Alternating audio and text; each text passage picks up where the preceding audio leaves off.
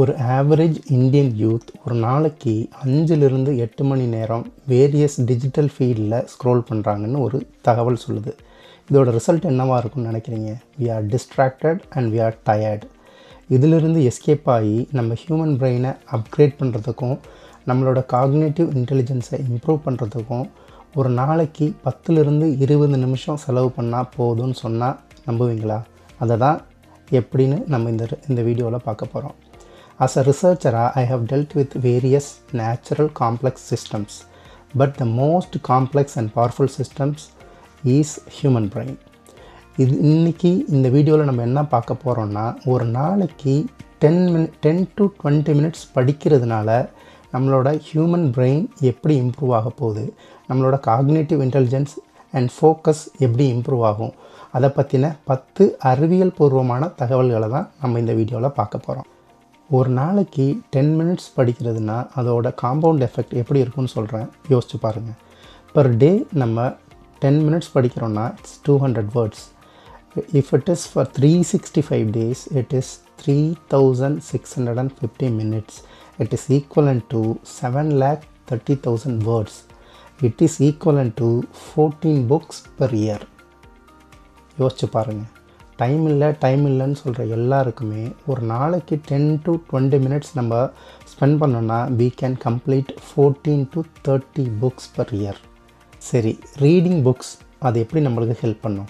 First of all நம்ம ரீடிங்கில் என்ன பண்ணுறோம்?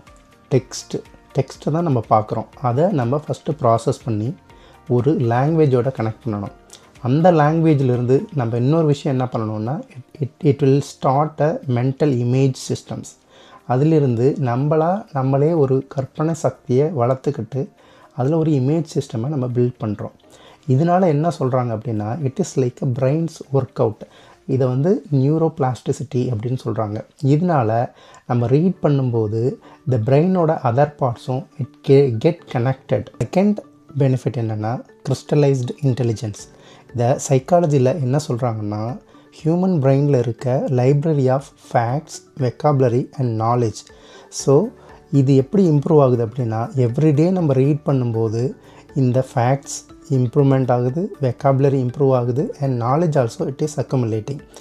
இது போக ஒவ்வொரு நாளும் நம்ம புதுசாக கற்றுக்கிறதுனால பிரெயினோட mental ability to learn new things அது இன்னும் இம்ப்ரூவ் ஆகுதுன்றாங்க.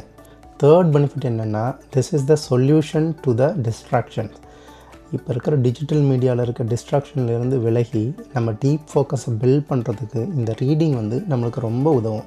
எப்படின்னா, இந்த ரீட் பண்ணும்போது நம்மளே அறியாமல் நம்மளோட மனசை ஒரு நிலைப்படுத்துகிறோம். அப்புறம் வந்து நம்மளோட திங்கிங் எபிலிட்டி இம்ப்ரூவ் ஆகுது. இந்த மென்டல் இமேஜ் சிஸ்டம் பில்ட் பண்ணுறதுனால நம்ம இன்டர்னலாகவும் ட்ராவல் பண்ணுறோம்.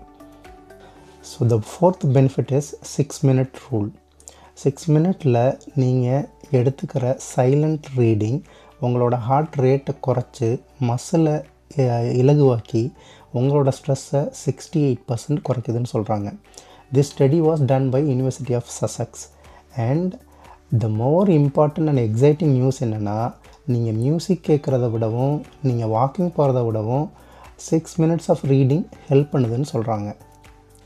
Building cognitive reserve. As a researcher, I always wanted to look at long-term data. இந்த மாதிரி மென்டலி ஸ்டிமுலேட்டிங் ஆக்டிவிட்டீஸில் இன்வால்வ் ஆகிற எல்லாருக்குமே they will be having a higher cognitive reserve. So higher cognitive ரிசர்வோட benefit என்னென்னா, when we are getting old அப்போ வந்து நம்மளோட mental ability குறையும். ஆனால் காக்னேட்டிவ் ரிசர்வ் அதிகமாக இருக்கிறதுனால இந்த ஏஜிங்கும் மென்டல் எபிலிட்டி ரிடியூஸ் ஆகிறதும் டிலே ஆகும்னு சொல்கிறாங்க.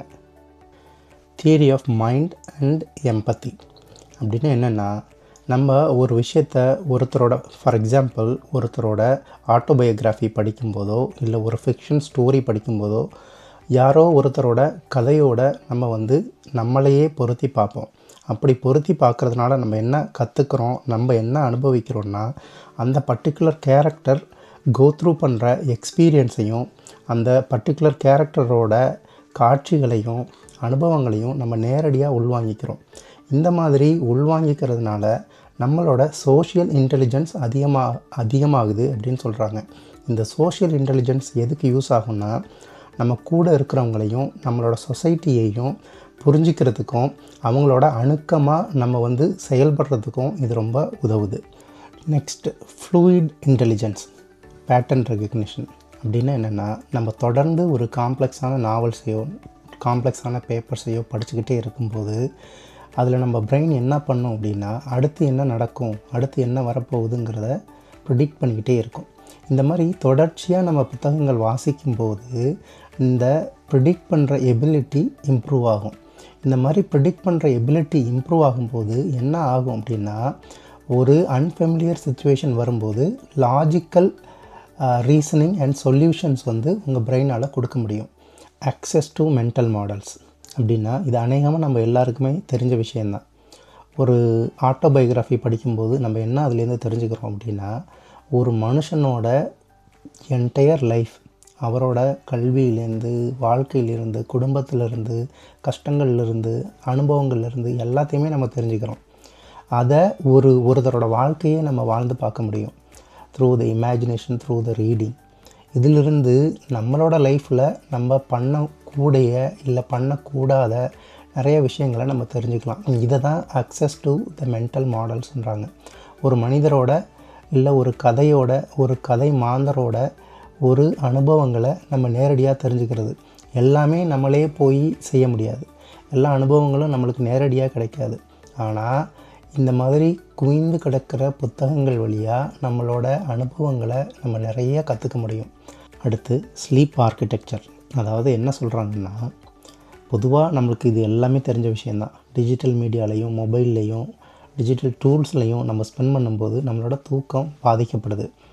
ஆனால் இதே நீங்கள் ஒரு புத்தகத்தை ஒரு வார்ம் லைட்டில் படிச்சுக்கிட்டு இருக்கும்போது என்ன நடக்கும்னா, உங்கள் மென்டலி நீங்கள் டயர்ட் ஆனீங்கன்னா பிரெயின் வந்து உங்களை இன்டியூஸ் பண்ணும், so you are tired, you have to sleep அப்படின்னு. அதனால் உங்களோட ஸ்லீப்பிங் சைக்கிள் வந்து கண்டினியூஸாக உங்களால் ஃபிக்ஸ் பண்ண முடியும். Vocabulary of thought. Vocabulary of thought அப்படின்னா, நீங்கள் ரீடிங் கண்டினியூஸாக பண்ணிக்கிட்டே இருக்கும்போது உங்களோட வெக்காபுலரி இம்ப்ரூவ் ஆகிட்டே இருக்கும். உங்கள் வெக்காபுலரி இம்ப்ரூவ் ஆகுது அப்படின்னு என்னென்னா, you can communicate in a powerful way. உங்களோட லிமிட்டேஷன்ஸ் ஆஃப் கம்யூனிகேஷனுங்கிறது it is the directly proportional to limitations of the vocabulary. அதனால் கண்டினியூஸாக படிக்கும்போது நம்மளோட வெக்காபுலரி கண்டினியூஸாக இம்ப்ரூவ் ஆகும். இது எந்த மொழியாக இருந்தாலும் சரி, தமிழாக இருந்தாலும் சரி, ஆங்கிலமாக இருந்தாலும் சரி, வேறு எந்த மொழியில் நீங்கள் வந்து உங்களை இம்ப்ரூவ் பண்ணிக்கணும்னு நினச்சாலும் கண்டினியூவஸ் ரீடிங் கண்டிப்பாக உங்களோட வெக்காபுலரியை ரொம்ப பவர்ஃபுல்லாக மாற்றும்.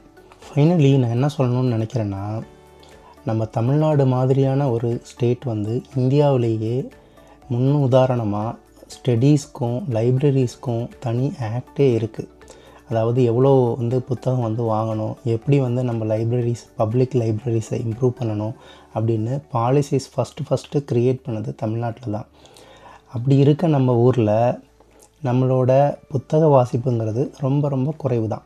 அதாவது புத்தக வாசிப்பு இப்போ இல்லை, பொதுவாக உலகம் முழுக்கவே லெஸ் தென் 5% ஆஃப் பீப்புள் தான் வந்து புத்தகம் வாசிக்கிறாங்க அப்படின்னு சொல்கிறாங்க. ஆனாலும் இந்த மாதிரி ஐரோப்பா மாதிரியான நாடுகளில், நகரங்களில் நீங்கள் போகும்போது இளைஞர்களோ இல்லை வயசானவங்களோ எல்லாருமே ஒரு புத்தகத்தை கையில் வச்சுருப்பாங்க. இப்போ இருக்கிற குழந்தைகள் அந்த மாதிரி இல்லை, அதுதான் என்னோடய அனுபவம். இப்போ இருக்கிற குழந்தைகள் வந்து அதிகமாக மொபைல் பார்க்குறாங்க, அதை நானும் பார்க்குறேன். இருந்தாலுமே ஒரு 10th or 12th, ஒரு 15 years 10 yearsக்கு மேலே இருக்க சின்ன பசங்க புக்ஸும் படிக்கிறாங்க. ஆனால் இதே நம்ம ஊரில் பார்த்திங்கன்னா, நம்ம படிக்கிற புக்ஸ் எல்லாமே வந்து பார்த்திங்கன்னா related to aptitude R maths, இந்த மாதிரி சப்ஜெக்ட் ரிலேட்டடாக ஸ்டடீஸ் தான் நம்ம நிறையா பண்ணுறோம். தமிழ்நாடு தான் வந்து புக் பப்ளிகேஷன்ஸாக இருக்கட்டும், இல்லை வந்து பப்ளிஷர்ஸோட கவுண்ட்டாக இருக்கட்டும், அப்புறம் வந்து புக் ஃபேருக்காக நிறையா செலவு பண்ணுறதா இருக்கட்டும், பப்ளிக் லைப்ரரிஸில் அதிகமாக செலவு பண்ணுறதா இருக்கட்டும், தமிழ்நாடு வந்து இந்தியாவிலேயே நிறையா வந்து முன் மாதிரியாக தான் இருக்குது. இருந்தாலும் நம்மளோட ரீடிங் எபிலிட்டி குறைஞ்சிக்கிட்டே தான் போகுது. அதாவது நம்பர் ஆஃப் ரீடர்ஸ் வந்து குறைஞ்சிக்கிட்டே தான் போகிறாங்க. இதில் நம்ம வந்து புரிஞ்சிக்க வேண்டிய விஷயம் என்னென்னா, டிஜிட்டல் மீடியா இல்லை சோஷியல் ஃபீட்ஸுன்றது நம்மளோட டே டு டே லைஃபாக மாறிடுச்சு. இருந்தாலும் நம்ம 10 to 20 minutes படிக்கிறதுனால ஒரு வருஷத்தில் 14லிருந்து 28 புத்தகங்கள் முடிக்க முடியும் அப்படின்னு நம்ம யோசித்து பார்த்தாலே ரொம்ப ஆச்சரியமாக தான் இருக்குது. இந்த ஆச்சரியத்தோடு நிறுத்திடாமல் இந்த வரப்போகிற வருஷத்தில் at least 10 minutes per day, it is about 200 words per day. நீங்கள் அதை படிச்சிங்கன்னா at the end of the year நீங்கள் கண்டிப்பாக 14 புத்தகங்களை முடிச்சிட முடியும். குறைஞ்சது 14 புத்தகங்கள் படிக்க முடியும். இப்போ இருக்கிற ஸ்டாட்டிஸ்டிக்ஸ் படி ஆஸ் அ ஆவரேஜ் ஒரு நபர் 3 to 5 புக்ஸ் தான் படிக்கிறாங்க. இதிலிருந்து நம்ம என்ன தெரிஞ்சுக்கலாம்னா நம்மளோட ரீடர்ஸோட எபிலிட்டி அண்ட் நம்ம வில்லிங்னஸ் டு ரீட், இதுதான் நம்ம தெரிஞ்சுக்கிறோம். இது போக போக குறைஞ்சிக்கிட்டே தான் போகுது. இந்த ரீடிங்கில் நம்மளோட எபிலிட்டியை இம்ப்ரூவ் பண்ணிக்கிறதுக்கு இவ்வளோ விஷயங்கள் இருக்கும்போது நம்ம எல்லாருமே படிக்கிறத இல்லை வாசிப்பை நம்ம எல்லாருமே கையில் எடுத்துக்கணும். அப்போ தான் நம்ம அடுத்த கட்டத்துக்கு போக முடியும்னு நினைக்கிறேன். 2026 தொடக்கத்திலேயே இதை நான் சொல்லணும்னு நினைக்கிறதுக்கு காரணம் என்னென்னா, வாசிப்பு நம்மளோட வாழ்க்கையை மேலே மேலே இம்ப்ரூவ் பண்ணோம். எல்லாருமே முயற்சி பண்ணுங்கள். நீங்கள் என்ன புத்தகங்கள்லாம் படிக்க போகிறீங்க, இல்லை என்ன புத்தகங்கள்லாம் படிச்சுக்கிட்டு இருக்கீங்க அப்படின்னு சொல்லி கமெண்டில் சொல்லுங்கள். தேங்க்யூ ஸோ மச் ஃபார் வாட்சிங். If you like the video, please like and subscribe. Thank you so much.